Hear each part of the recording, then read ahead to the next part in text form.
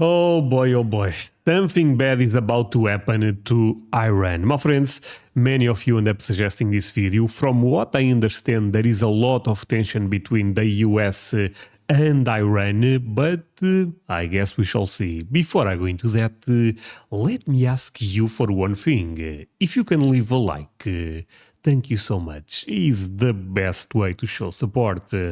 Now, if you can subscribe, well, in that case, forget about it. You make my day. Have that in consideration.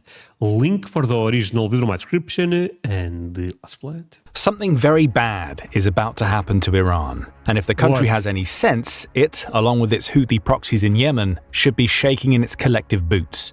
I saw a video about what America did to the Houthis, and yeah. Why? As we speak, the US is gathering a massive military force in the Middle East that has a single target: Iran. Two aircraft. Okay, I want to make one thing clear. Here in Portugal, there is a lot of news about this. Basically, some experts believe that America will actually nuke Iran. I don't know if this is true, my friends. At the end of the day, war is bad, but you guys tell me this. War is bad, but not being prepared for war is even worse. And I think America is prepared. Carriers, American bombers, and much more are on their way. And if Iran isn't careful, that buildup could spell the end of the entire country. So, what's happening? We'll start with the aircraft carrier. But, I mean, Iran is massive. It's a really big country. Right now, the USS Harry Truman is marauding throughout the Red Sea while serving as the launching pad for an array of US airstrikes against the Houthis in Yemen. The militant group, which has long been considered an Iranian proxy, is under such heavy fire that it's likely collapsing before our eyes. And that shouldn't come as a surprise, because the USS Harry Truman is a terrifying foe. The ship is the 8th of America's 10 Nimitz-class aircraft carriers, making it one of the most important examples of how the US launches combined attacks against its enemies. It cost $4.5 billion to build and was officially commissioned in July 1998 and has seen action. Okay, my friends, we go back a bit, but I have a couple of questions that I would love if you guys could answer me those. So isn't Iran best friends with Russia? Because I have this idea, and that scares me a bit, because imagine if Russia all of a sudden enters the conflict, you know what I mean? And from what I understand, this potential strike on Iran, Israel will help America. In this case, America is helping Israel more than vice versa. But you guys get what I'm trying to say, right? Am I making correct assumptions here? To build and was officially commissioned in July 1998 and has seen action in multiple US conflicts since, most notably during the global war on terror that began following the September 11, 2001 terrorist attacks on the World Trade Center and the Pentagon. The aircraft carrier is massive. It measures 1,092 feet long with a 252-foot beam and is capable of displacing an enormous 116,400 tons of water. For context, the entire Iranian Navy can displace only around 2,223 tons, meaning the USS Harry Truman displaces almost half of Iran's entire combined navy. That indicates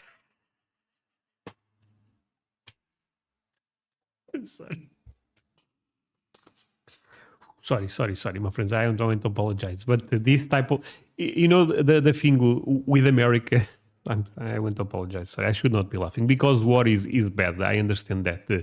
But honestly, okay, to make me feel a bit better, leave a like if you have been missing my reactions to military stuff, because I've been not doing a lot of them, but I miss this type of stuff. The reason is, every time we take a look at the America military versus the others, it's just, there is no competition. 116,400 tons of water. For context, the entire Iranian Navy can displace only around 2,223 tons, meaning the USS Harry Truman displaces almost half of Iran's entire combined navy. That indicates how huge this ship is and how useless many of Iran's much smaller frigates and corvettes would be in a straight-up fight against the aircraft carrier and the several destroyers that accompany it everywhere it goes.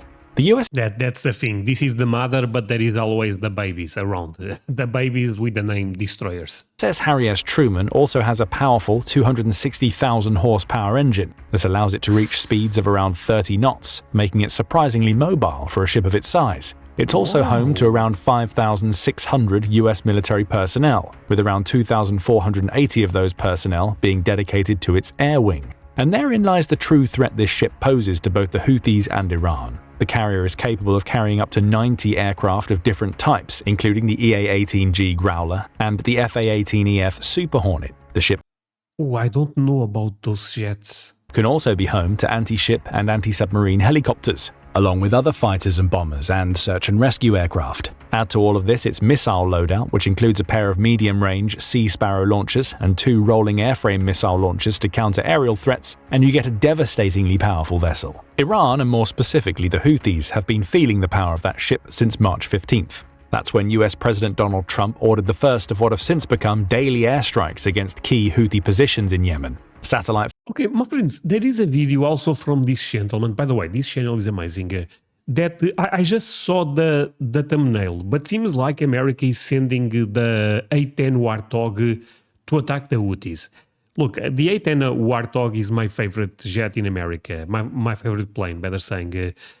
Should I watch that video? Leave me the number 10, if I should watch that one, because that seems a fun video. Because A10 Warthog destroying pirates, that's my type of stuff. Photos published by Newsweek on March 20th show the USS Harry Truman stationed about 480 miles off the coast of Yemen, as it's being used as the launching pad for those daily airstrikes. As of March 27th, those strikes have killed at least 61 people, according to the Houthis, with the death toll likely to have risen since then. Tellingly, the Houthis have offered no confirmation that the US strikes have killed any of the group's leaders, preferring instead to focus on the devastation US bombing is causing to Yemen's residential districts. The US says differently. It claims that its strikes killed one of the Houthis' top missile experts on March 31st, and has implied that other members of Houthi leadership have been killed in strikes both before and after.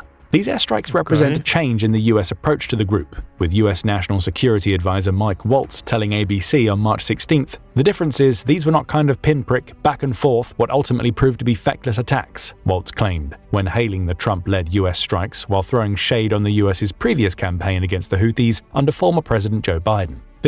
This gentleman, Mike Waltz, I don't know him, to be fair. But he is the one that makes this type of decisions, apart, of course, of the president, but the National Security Advisor of the US. This seems a big role. This was an overwhelming response that actually targeted multiple Houthi leaders and took them out. That's bad enough news for Iran. The country relies on the Houthis to enable it to project power in both Yemen and the Red Sea, as we'll soon explain. But the last few days have revealed that things are going from bad to worse when it comes to the Houthis. How? If one US aircraft carrier in the Red Sea causes so much damage, imagine what 2 will do.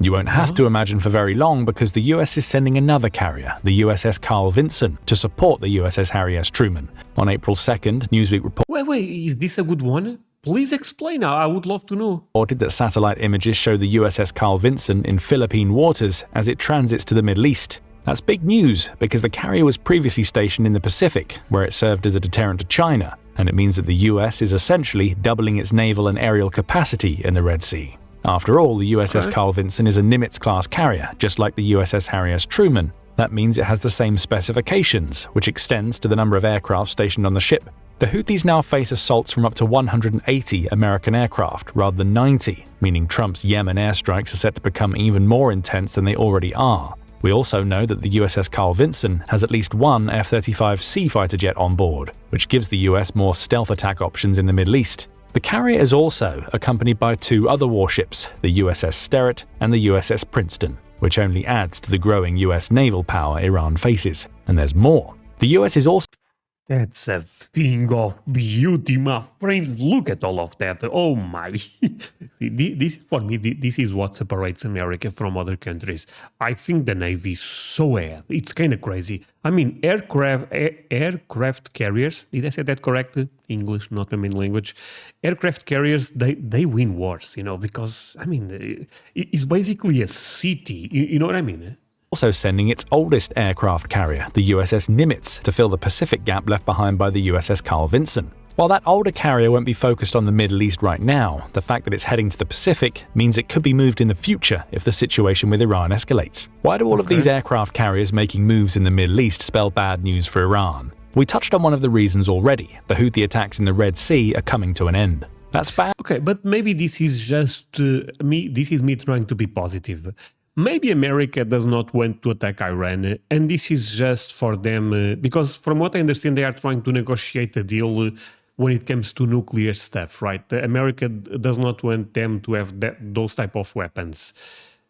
Maybe this is just to put pressure, like, you know what?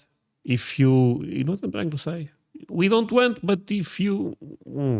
Bad news for Iran. Or maybe they want to strike Iran. I have no idea. One of the reasons already, the Houthi attacks in the Red Sea are coming to an end. That's bad news for Iran because the Houthis have long acted as Iranian proxies in the Middle East. As the Council on Foreign Relations, or CFR, notes, Iran has supported the militant group since 2011, when the Houthis revolted against Yemen's internationally there is a broken wing. recognized government. By 2014, the Houthis had Did you guys saw it? successfully overthrown that government, installing themselves in the Yemeni capital of Sana'a in the process. War still rages in Yemen. However, Iran's support has enabled the group to become a key power player in the Yemen crisis. It's believed that Iran's support of the Houthis began in 2009, and the CFR says it's almost certain the militant group was receiving weapons, including drones and missiles, from Iran by the time it overthrew Yemen's government. That type of assistance continues today. For instance, in 2024, the US intercepted a shipment bound for Yemen from Iran that carried military aid, including missile warheads, anti-tank missiles, and drone parts. These close ties have allowed Iran to use the Houthis for geopolitical purposes. We see this most clearly in the Red Sea, where the Houthis first hijacked a commercial ship in November 2023. Since then, the group has launched dozens of missile and drone attacks on ships sailing through the Red Sea, sinking at least 2 vessels, seizing 3, and killing at least 4 crew members. Why did Iran support the Houthis in these attacks? The Houthis themselves provided the answer, claiming they launched their Red Sea attacks in support of Hamas in Gaza, another of Iran's proxies. Therein lies the reason why things are getting bad for Iran right now. Hamas is still embroiled in its war with Israel, as is Hezbollah, which is yet another Iranian proxy. Now the US is hell-bent on wiping out the Houthis in Yemen. All of this adds up to Iran losing the proxies it's relied upon for so long to upset the Middle East power balance. With those It's kind of crazy how many terrorist groups Iran have, as proxies. Is actually Hezbollah, Hamas, now the Houthis. I mean, this is really crazy. groups quickly disappearing, Iran's influence in the Middle East is disappearing along with them. The country can no longer use these groups to indirectly attack its enemies, placing Iran in an awkward position where it either has to stop trying to project power or launch attacks itself. The latter isn't an option. Direct Iranian attacks on Israel or the US in the Middle East would provide justification for the country to be targeted. Iran doesn't want that. It wouldn't be able to withstand a US assault. And if you think that the US strikes against the Houthis might not have that much influence, then think again. On April 3rd, The Telegraph reported that a senior Iranian official claimed that Iran is already withdrawing its support from the Houthis. Every meeting Iran is holding right now is dominated by discussions about Trump, and none of the regional groups we previously supported are being discussed, claimed the official. Worse yet. So again, I don't want to go political here, my friends, but it's fair to say that Trump is being more aggressive here, Maybe Biden was trying to be more diplomatic, you know what I mean? But maybe Trump does not want to negotiate with this, with those, For the Houthis, along with Iran. And to be fair, negotiate with these type of, it's really difficult. Iran's ability to project power in the Middle East, the official says, the view here is that the Houthis will not be able to survive and are living their final months or even days, so there's no point in keeping them on our list. They were part of a chain that relied on Nasrallah, who is the former Secretary General of the Houthis, and Assad, and keeping only one part of that chain for the future makes no sense. In other words, Iran has been forced to cut and run. That leaves the Houthis alone to deal with 2 aircraft carriers the US has sent into the Red Sea. Once the Houthis inevitably fall, those carriers could then turn their attention to Iran. How could things get any worse for Iran? Well, the USS Harry Truman and the USS Carl Vincent aren't the only threats Iran faces right now. As those aircraft carriers keep up the pressure on the Houthis, the US is also making moves involving a remote island base named Diego Garcia. That base is located in the Indian Ocean and is owned by the United Kingdom, which leases it to the United States. According to ABC News, the US has spent the last week or so sending several of its B-2 Spirit nuclear-capable bombers to the island. Reports vary.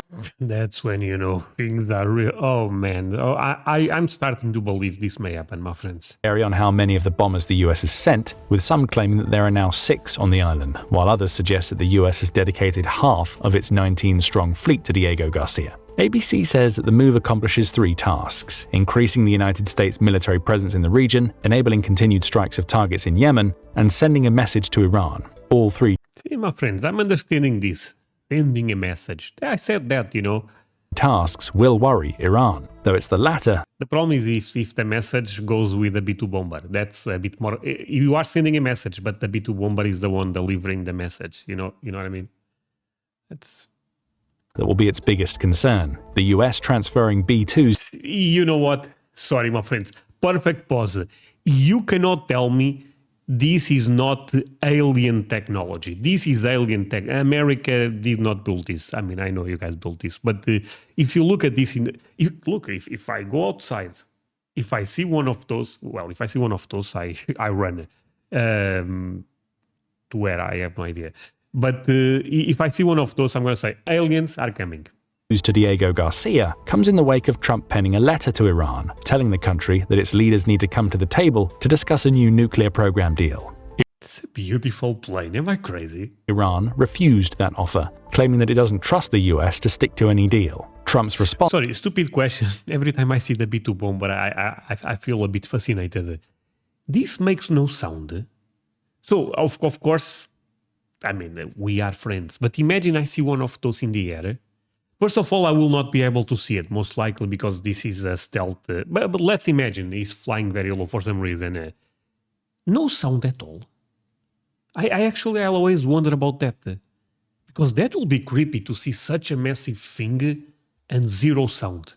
Basically kind of like a Tesla electric car or something. Telling the country that its leaders need to come to the table to discuss a new nuclear program deal. Iran refused that offer, claiming that it doesn't trust the US to stick to any deal. Trump's response to that refusal was a succinct threat. If Iran doesn't make a deal, there will be bombing. It will be bombing the likes of which they have never seen before. So this is what I also saw in the news. US can't get more direct in its threats than that. And with the B-2 bombers being moved to Diego Garcia, Iran has two reasons to worry that Trump is serious. Why? The threat that these bombers represent and the fact that there's nothing Iran can really do to counter that threat. On the bomber front, the B-2 is one of the most devastating aerial threats the US has in its arsenal. A multi-role bomber, the B-2 represents a massive leap forward in technology, according to the US Air Force. It's a stealth bomber, which makes it difficult for enemy radars to track while it's in flight. And its 6,000 nautical mile range means that it can fly from Diego Garcia, pepper Iran with bombs, and then make it back to the base in a single trip. Not that it will need to, because the US has also sent aerial tankers, which are aircraft the B-2 can use to refuel itself mid-flight, to the base as well. The bomber is capable of reaching high subsonic speeds just shy of Mach 1, and it has a flight ceiling of around 50,000 feet. It's also proven, as it was the US's main bomber during Operation Iraqi Freedom, where it flew 22 sorties and dropped over 1.5 million pounds of munitions. Speaking of munitions, the B-2 can be loaded with the US Joint Direct Attack munition, which is essentially a precision glide bomb, along with a host of other bombs, including Mark 82 and Mark 84 munitions. Oh, and it can also drop B-61 and B-83 nuclear bombs, just in case the US decides it wants to completely wipe Iran off the map. Okay. If that wasn't bad enough for Iran, we also have to consider the Diego Garcia base itself. Though some military commanders inside Iran are pushing for the country to launch a preemptive strike against the... But can fly from here to here and come back with the same tank? Base. The reality is that most of the country's weapons aren't capable of reaching it. As the War Zone reports, Diego Garcia's location in the Indian Ocean places it some 2,358 miles from Iran's southern border. Not even Iran's longest-range ballistic missiles can reach that far. The maximum range of these missiles is 1,242 miles. So Iran would either have to launch missiles from the sea, which isn't an option when the US has aircraft carriers patrolling the Red Sea, or from another country's territory to hit Diego Garcia. In short, honestly, this is crazy smart, my friends. Basically, they have no option. They will take the deal 100%. Iran can't counter the US's B-2 bomber threat. Add the USS Harry Truman and the USS Carl Vincent to that equation, and you get a country that's watching its regional influence slip away as the US surrounds it with firepower. Sorry, my friends, but it's kind of amazing that they are showing the aircraft carriers here with the B-2 bomber. Just put the F-22 Raptor. Easy, I love that jet, by the way. And the A10 Wargo, and this is the best America have to offer. A country that's watching... Someone will go, André, those are the ones we know. I understand, my friend, but those are amazing. its regional influence slip away as the US surrounds it with firepower. When we say something bad is about to happen to Iran, we mean it. The country's refusal to pen a new nuclear deal with the United States has triggered a massive military buildup in the Middle East that places the entire country under a massive threat, and the timing could not be worse for Iran. Even as it watches the Houthis in Yemen get decimated by US airstrikes, it also can't do anything about the situation Hamas faces in Gaza. In late March, Israel began a full ground operation in Gaza, through which it intends to eliminate the remnants of Hamas. Israel has already done a number on this previously powerful Iranian proxy. By October 2024, a year after the terrorist attacks on Israel that sparked the war in Gaza, Israel was already claiming that it had killed 17,000 of the 25,000 to 30,000 militants in Hamas. Damn. Wow. So they are... Oh, man. That's the group down to about a third of its previous strength, which manifests as a massive weakening of Iranian influence in the Middle East. Now, Israel is targeting... Yo, they killed that amount. I mean, I know it's a devastating war. And of course, I feel really bad for the people in Palestine, my friends. But this is a really complex topic. People that have strong opinions either way, I think they are crazy, to be fair with you, my friends. But... damn, I guess Iran needs to worry. Targeting the tunnels under Gaza that Hamas uses to smuggle weapons and evade Israeli airstrikes. Thus far, Israel has destroyed between 40 and 60% of those tunnels. A renewed focus on them could make the massive underground network unusable, forcing the remaining members of Hamas to the surface, where they can become victims of Israel's renewed airstrikes and ground operations. Trump supports Israel's renewal of attacks on Hamas, at least according to White House Press Secretary Caroline Leavitt. She said in... So, my friends, but it's fair to say that America and Israel never go against each other. They will always be partners, because I think that they really have a strong connection. At least I have this idea that Israel wants one thing and America always give them a support. At least this is the idea I have.